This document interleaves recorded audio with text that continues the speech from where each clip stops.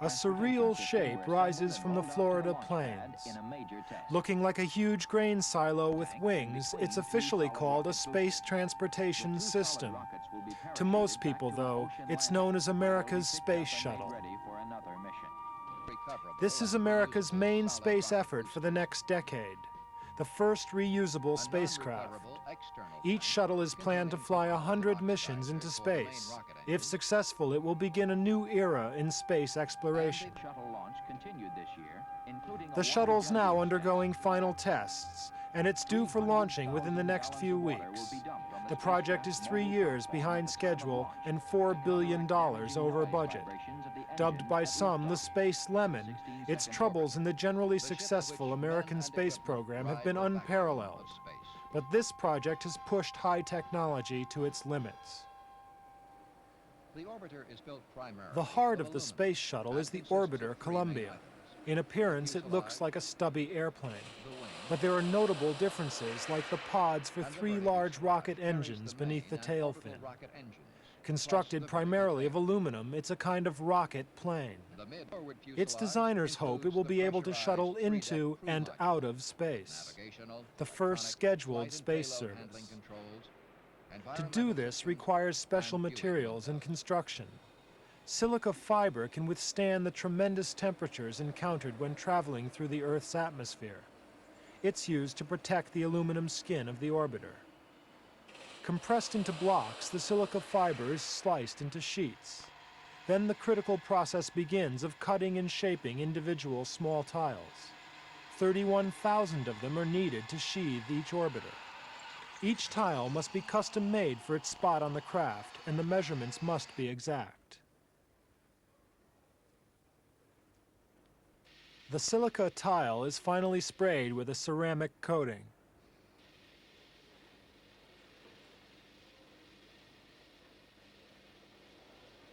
The coating is baked onto the tile in a small oven. The tiles are then ready for attaching to the skin of the orbiter. The gap between each tile must be no more than 17/100ths of an inch. At every stage of the process, workers wear white gloves to prevent the sweat on their hands from corroding tile surfaces. The tiles on the undersurfaces of the orbiter will absorb searing heat as it returns through the Earth's atmosphere. If one tile should come off, program scientists concede, there could be a zipper effect. This could strip Columbia of its insulation and incinerate its 2-man crew. Early tests showed that this could happen all too easily, turning the smooth white surface of Columbia into a ragged patchwork. It will be the Space Shuttle Columbia that makes the first trip into orbit around the Earth. The 122-foot-long spaceship, which looks like and lands like an airplane, is being molded into existence. Development problems were also encountered with the orbiter's engines. Unlike previous spacecraft, they're designed for reuse. They must be able to complete 55 missions before being overhauled. These are the smaller maneuvering engines used for re-entry. The main engines help provide thrust at liftoff. They must fire at full thrust for 8.5 minutes, using half a ton of fuel every second. To produce up to 470,000 pounds of thrust, gulping a mixture of hydrogen and oxygen. Problems in testing the shuttle engines continue to cause delays. One of the 2 solid To get the shuttle off the launch pad, the main thrust will come from the 2 crayon-shaped booster rockets. Once ignited, they cannot be turned off. The boosters burn a mixture of hydrogen and oxygen, producing nearly 500,000 pounds of thrust. In contrast, tiny retro rockets fitted to the orbiter are for delicate maneuvering in space. They're designed to be fired in very short bursts. The final element of the space shuttle is the huge external fuel tank. It's 154 feet long. Attached to the underside of the shuttle, it feeds the 3 main engines. A remarkable sight during the testing program. These pictures of the orbiter mounted on top of a jumbo jet led many to believe mistakenly that this was how it was to be launched into space. But it was purely to test how the orbiter would glide to Earth after re-entering the atmosphere. previous American spacecraft had splashed down in the sea. Future space travelers can expect to come down on dry land.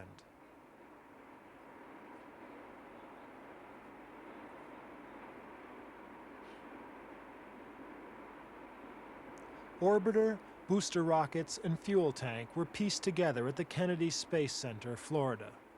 Seabirds circled the giant vehicle assembly building as the complete shuttle was rolled out.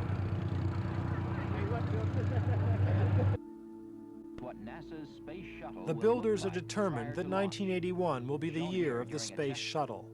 Although President Reagan has cut back on most areas of government expenditure, the shuttle program has been given the green light. But the risks are high. Even the first flight has to be This is a manned. very proud Despite moment the for me, development problems, there's and I no hope shortage it's a of proud moment volunteers. for all. Major events that occurred Women during are the among the year, astronauts and including scientists on the adding 35 men and program, women to the as are astronaut blacks. roster. The 35 completed a 12-month It's training hoped that program through the next and will be the decade, pilots scientists and will be mission shuttling specialists in and as the out of Space Shuttle space. becomes They'll do operational. so in the front section of the orbiter. On the top level, the astronauts will pilot the vehicle like a conventional aircraft. Behind the cockpit are the controls for handling payloads in space. Almost everything's computer controlled. In operational use, there will be room for 4 astronauts on the flight deck. Flights will last for 7 days, and when they're not at the controls, astronauts will live in the deck below. Here, there are storage lockers containing clothing, equipment, and food. There's more space on this orbiter than on any previous American craft. In orbit, it's meant to operate like an all-purpose freight truck and passenger bus.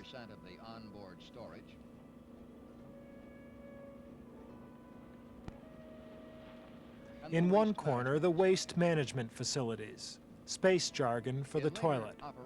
The shuttle has to cater for 7 people in orbit. No other spacecraft has carried more than 3. But facilities are good enough for astronauts and scientists alike to operate in a more normal environment than on any previous space flights. The controls for oxygen and water are located under hatches on the lowest level. The lower deck contains environmental control equipment, including The sophistication of the orbiter controls contrasts sharply with rather primitive escape techniques. These practice escape routines are for failure on the launch pad. There is no way the crew can be rescued from space if anything goes wrong to prevent the orbiter's return. The crew for the first flight is co-pilot Robert Crippen, a Navy captain, and a commander who already has 4 space trips to his credit, John Young. He explains the shuttle's first mission. We're talking about the first launch, 54 and a half hours from liftoff to touchdown. The first revolution will have a couple of maneuvers in it to get it into good orbit, into 150-mile circular orbit. We're talking about staying up there for 36 revolutions. Deorbit occurs over the Indian Ocean, over the South Indian Ocean, and landing occurs at Edwards Air Force Base in California. For the astronauts on the mission and the American space program, the launch of the shuttle is just as important as the moon shot. It's more than 5 years since the Americans launched a manned spaceflight.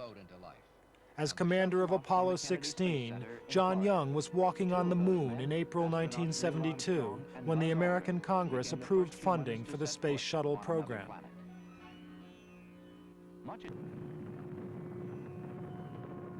The importance of the shuttle is shown in one of its typical missions. 2 minutes after launch, the solid rocket boosters, which provide the main thrust, burn out and are jettisoned.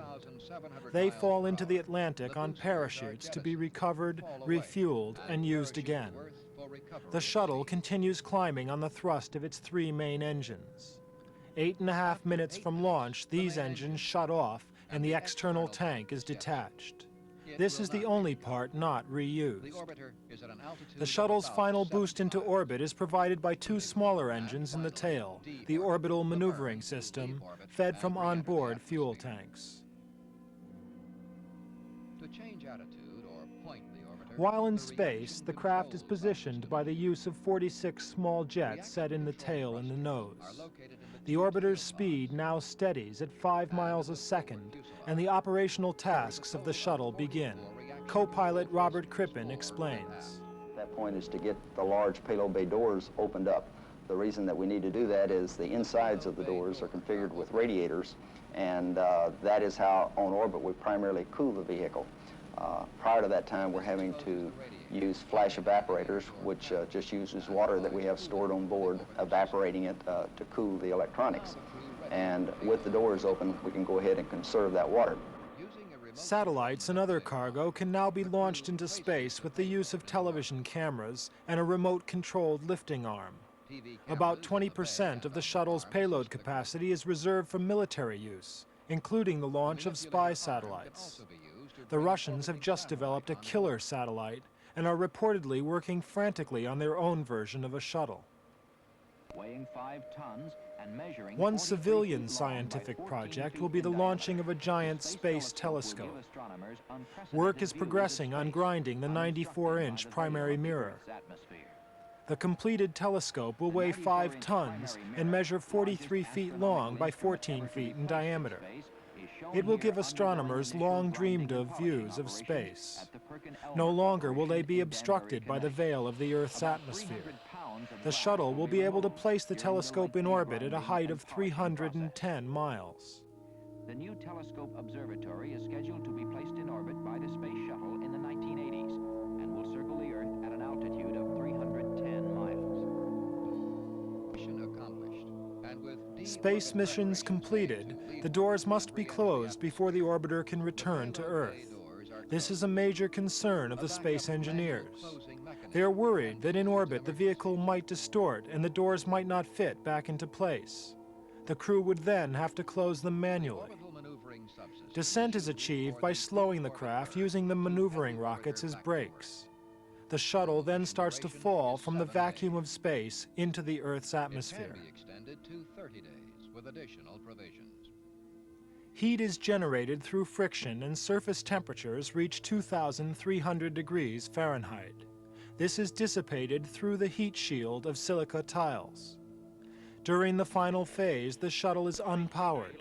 Its delta wings enable it to glide, somewhat ungracefully, in a manner described as the controlled descent of a brick.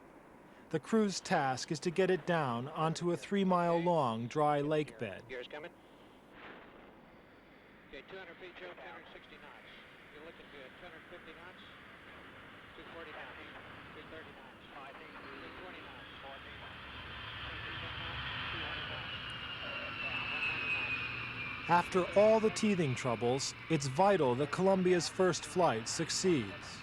A serious failure now could endanger the very existence of NASA, the civilian space agency.